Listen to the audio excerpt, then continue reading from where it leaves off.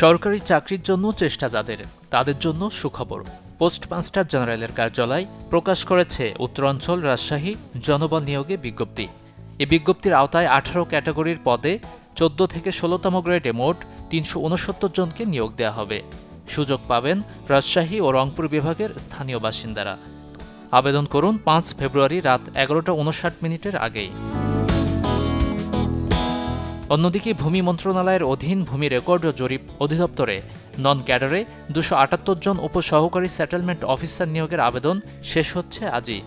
16,000 থেকে 38,640 টাকা বেতন স্কেলের চাকরির জন্য আবেদন করতে পারবেন অনলাইনে।